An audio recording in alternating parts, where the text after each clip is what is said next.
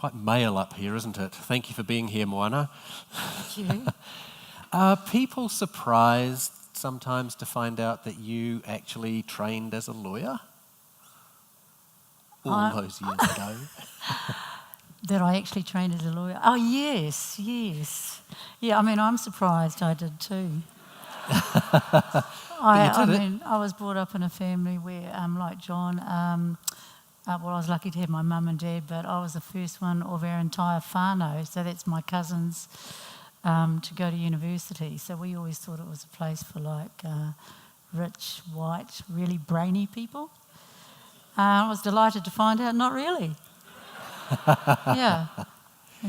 What drew you to law then when you hit university? Well, I went to St Joseph's Māori Girls College, bless the nuns, love them, and I had never considered university, but my friend's mother just declared that both of us were going to university, so we would enrol in be educational psychologists like Donna Awatere, who we thought was just fabulous. Anyway, I was useless at maths, so I failed, and then one day in Hamilton, Irana and I went and accompanied a man called Dan Mihaka, who was a well-known activist and writer, to one of his many court appearances where he defended himself. We all remember his buttocks very well. Lady Di did too. Anyway, two things struck me. One was the number of Māori that were waiting to go into the courts, and the second one was the way the judge told him off for speaking Māori. And I thought, oh, that's not right. That is not right. And he was quite a proud man, bordering on arrogant, but I could see him kind of getting smaller. So I thought, okay, we need more Māori lawyers, we need more Māori judges. I'm going to give it a shot. And I only knew two lawyers. I mean, our family's full of singers, but we didn't know any lawyers, except for the John Chadwick, our lawyer for our whānau trust, and my auntie Georgina Tehehe, the first Māori woman to get a law degree. So it was met with a little bit of surprise that I chose that. I mean, it sounds when you tell that story like that, you know, a penny dropped and justice became your mission. Did you have this social conscience by then? Were you aware that you wanted to do something? I thought that was terrible that day. Yeah. So I thought, well, I'm going to go in there and I'm going to colour up the system. That's what I'm going to do. But I always remember, I was telling someone about it before that, so all the Māori students from all the universities would get together every year and they'd have this big conference, Huinga Rangatahi conference, and we'd all sit around and we'd talk about how we're going to save our people, okay? The door bursts open. In comes Hone Harawira. He says, you little jerks, you're all sitting here plotting how you're going to save our people, aren't you? And I went, oh my God, he's psychic. And he said, don't you forget the answers aren't in here, they're outside. And I think, you know, there were lots of people who helped me think critically when I was at Auckland University and the law school, but also across in the Māori campus with Dr. Ranginui Walker and Patu Hohepa, but also outside the university, so I was really blessed. Did you ever actually practice law? You know, I just remembered that I started to do whatever you do where you go and volunteer with the lawyers or something. Intern? I think that's American, but I don't know, because I never made it, because what happened? I didn't have my driver's licence, and anyway, this lawyer said, I'll meet you at Mount Eden. And I thought, and I had my licence booked for later on that week, and I thought, I should go out by myself and get my confidence up driving. I had a huge crash, and I actually ended up in the court system. Thank God for Section 42 discharge without conviction. That's all I can say. So no, I didn't. Just like that. But in the meantime, you'd been, I think, financing your way, at least partly, through law school by singing. Yes. What was the musical scene in Auckland that you were it was very, there was just lots of talent quests going on. So my mate and I just decided, well, we could win some money. Can't be that hard. So we'd go along and sing Donna Summer stuff. Heart, heart, heart, heart, stir, heart. We were quite neat, actually. Anyway, we won a few frozen chickens and pina coladas. It wasn't a lot of money. Yeah. But it ended up being what you did. That's ridiculous, isn't it? Yeah. You said earlier, there weren't any lawyers in the whānau, but everyone could sing. Yeah. So obviously by then, your upbringing was musical. Yes. There's a little clip I think we could show that gives a good idea of that grounding in music from Moana's past, if we could just play that now. My dad always had a guitar, ukulele or a saxophone in the house, and he could play the piano. So we always had music in our life. My father and his brothers were like the Platters. They would sing all these doo-wop songs, and to the horror of my sisters and brother and I, we were expected to do the same. So I don't really like singing back home on the marae. I don't mind singing overseas to a bunch of Russians or Germans, but down in Whakareorewa where everyone can sing, I'm kind of like, I'm good, thank you. Are you just being modest? I don't really believe that. No, it's true. Really? It's true. I mean, did you see Te Matatini on television like a couple of weeks ago? My cousins from Whakareorewa were nailing it and they didn't even win. Their poi, when they do the poi, is about that long. So, I could not ever compete with the aunties and cousins from Whakareorewa. Yeah. So you sit in the back strumming. I don't even do that. They're quite flash guitarists. Yeah. But when, like you said, you're happy to sing to a bunch of Russians or Germans. When you go overseas, of course, the language is perceived very differently. Well, it's a funny thing about overseas is they don't all speak English. No, that's right. Have you been following that young band Alien Weaponry? Have I been? I gave them the big shout out when I got my last award. Yeah. I love them. So they're singing in te reo and it's hardcore metal music. They had a full German metal crowd of like 60,000 chanting in Māori. I'm not surprised. It's quite amazing. Yeah. So it just is a different perspective, I guess. Yeah. So how do you find when you go overseas what people want to know about the language and... Well, I write songs in English and in Māori, so people don't have any baggage about Māori language overseas. They actually think they're quite objective, they think it sounds really round, and it is because there's a vowel on the end of every word. So it's very melodic, and they like the sound of it. They think it's very rich. They don't need to know what you're singing about. It's just like us when we go to Womed and we hear someone from Japan or Libya or somewhere, we're like, oh, that's cool, I love that, But I also sing in English about things that I'm passionate about as a Māori, as a New Zealander, and those kind of values and things we sing about, they resonate with a lot of people overseas.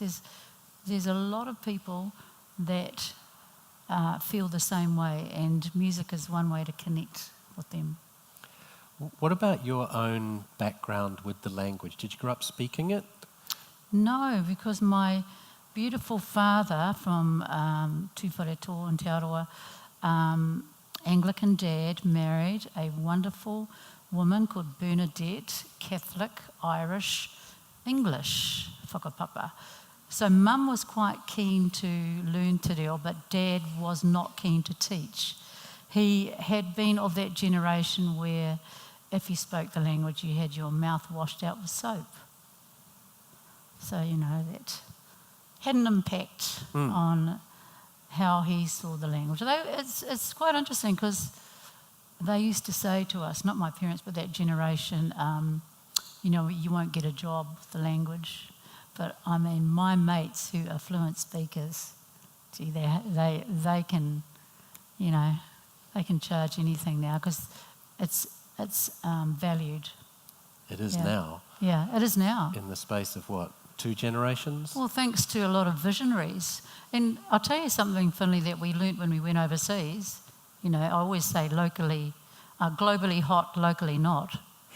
As when my band and I first went up to the Arctic, as you do, my husband and I, we were doing filmmaking, and we went up there for a film festival, and we went to this place, Inari, which is, it's reindeers and, you know, it's in the wilderness, and I was saying to him, I reckon we're the first Māori here. I reckon they don't even know about us, or New Zealand. And we get off this plane, and this lady comes up, she goes, hello, are you the Maoris from New Zealand? We're like, yeah, what gave it away? Anyway, she says, do you know Timothy Karetu? I said, what? Do you know Moana Sinclair? I'm like, yeah, my mate who's a lawyer. Would you like to come and visit our kohanga reo? Oh my God, you're teaching Māori up here? And she's like looking at me like I'm not the sharpest. She says, no, we use the kohanga reo model to teach our own language.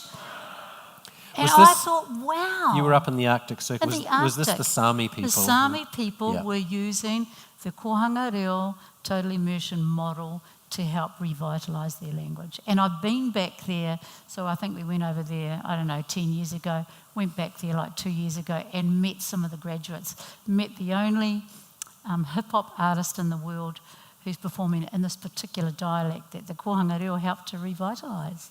It's amazing. It is amazing.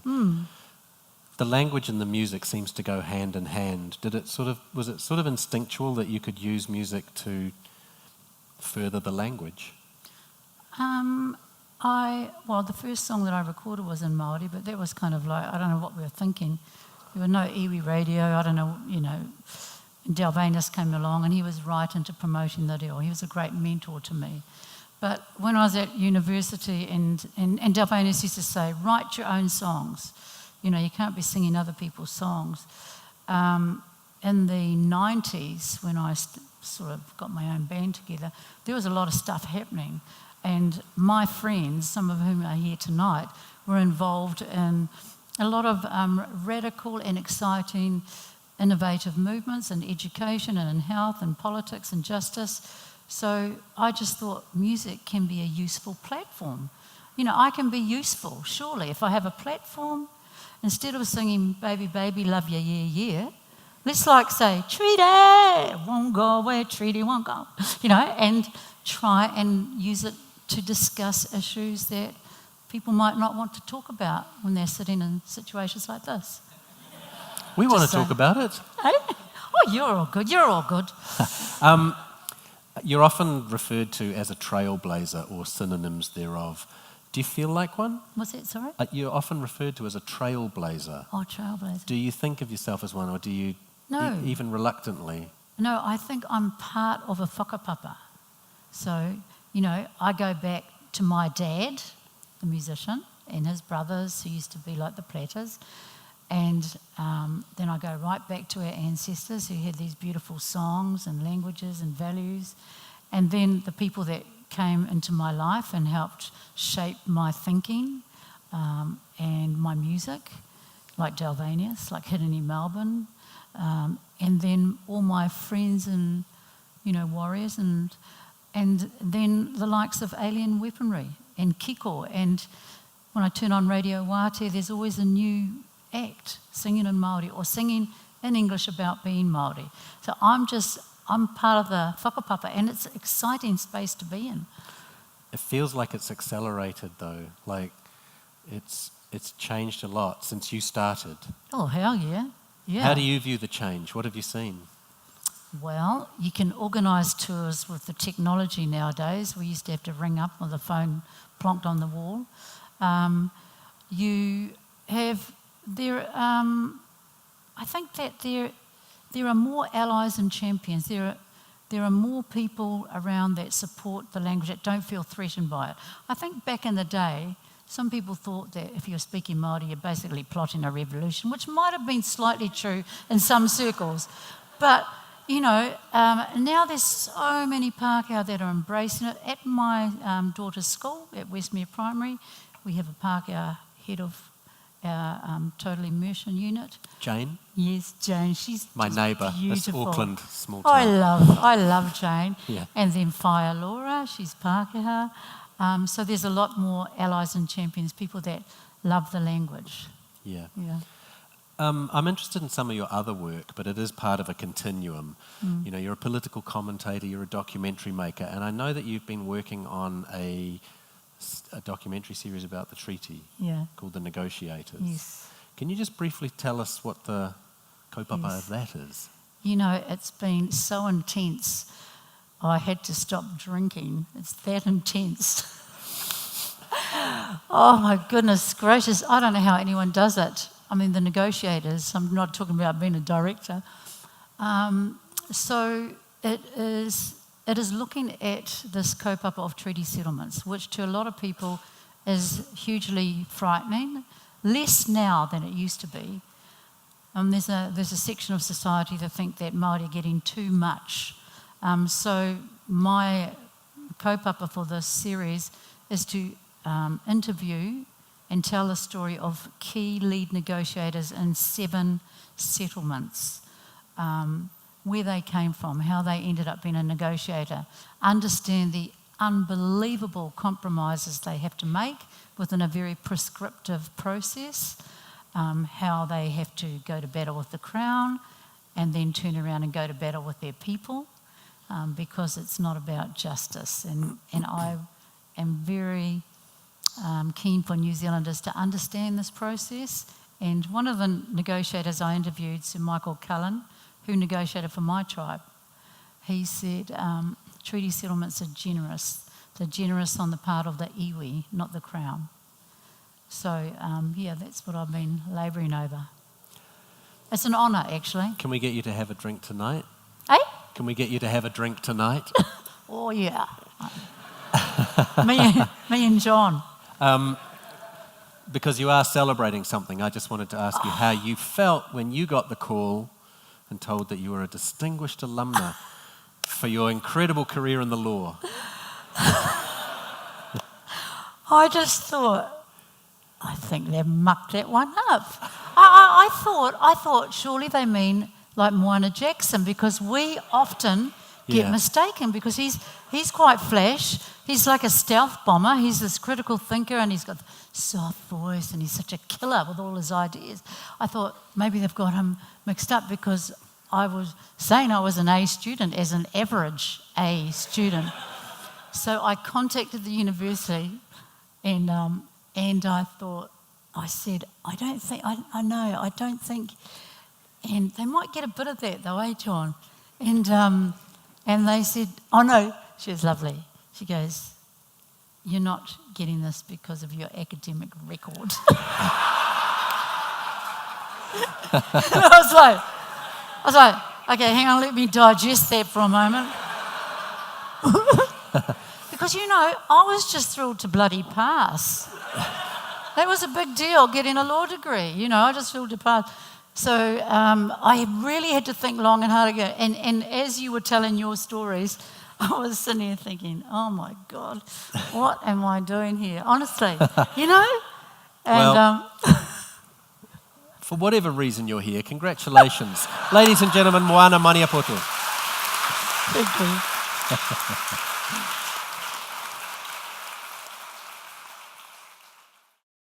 And the stage is now yours, Moana, if you'd like to introduce the song. And Oh, kia ora. I'll just, while you grab your guitar, I'll say that when I very first did this event, Don McGlashan was one of the alumni, and he snuck his guitar on stage. He's flash. Yeah, he's flash. And at the end, he just sort of turned around and said, do you mind if I try out this new song? And it was, hey, no pressure. It's all yours. Actually, Don and I, and my partner Toby is a wonderful filmmaker, documentary maker, and he was doing a project for the visitor centre up at Waitangi, and it was about the treaty. So he wanted a song as a soundtrack. So he said, do you know Don McGlashan? I thought, well, I've only met him. He said, oh, I reckon you two should write a song together. I'm thinking, oh, he's quite flash anyway. He came out to our place and we had a really interesting discussion. He's lovely. Anyway, he said, I've got to go to Canada. We had to do this thing pretty quickly. He said, I'm going to think about what we talked about and I'm going to write some lyrics. And he said, you write some lyrics. So he started writing lyrics and then we started emailing. He goes, how are you feeling? He says, I'm feeling really guilty. And I'm saying, I'm feeling really bitter. So he says, we found a way to use a metaphor. And so we wrote a song called House of Strife, which I won't play now because I can't play it. But that's my lovely relationship with Don McGlashan. Connections. Connections. Is it plugged in? Yeah, it is. Yep. Okay. This is a song called Treaty, and it was written by myself and a man called Bennett Pōmana in the 90s, and we've revamped it for now. Represent red, white and black from the abyss. Erupt like Ruape who cover the land like mist. Haramai te po. Uri uri ki te ao marama. Hear the voice of Tipuna echo throughout the valley. Honor what was signed back in 1840, attacking happy spirituality. Self-autonomy for with a vengeance. Resurrect to seek justice. So upliftment is assured. Takahia.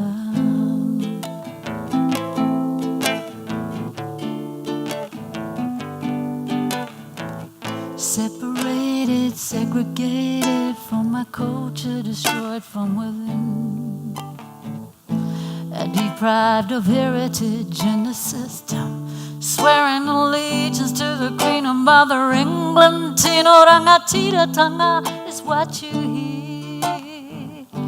From Tanga to Whenua for sure. Sibe, we march 'cause we care. Got a hunger for knowledge and global consciousness.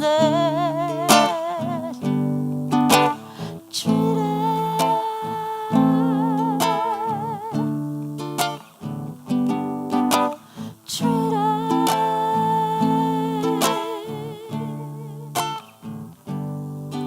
Oh no,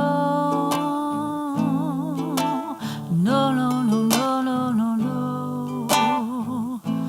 We come so far and we got a way to go.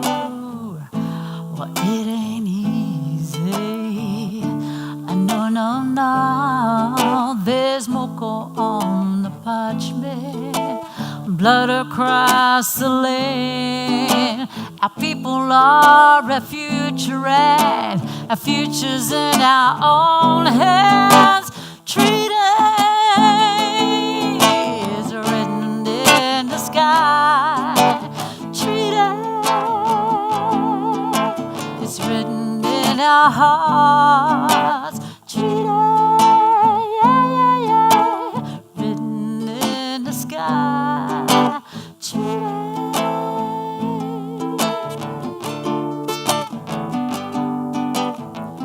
Won't go away, treaty won't go away. Won't go away, treaty won't go away. Won't go away, treaty won't go away. Won't go away, treaty won't go away. Won't go away, treaty won't go away. Won't go away, treaty won't go away. Won't go away, treaty won't go away. Won't go away, treaty won't go away. Treaty.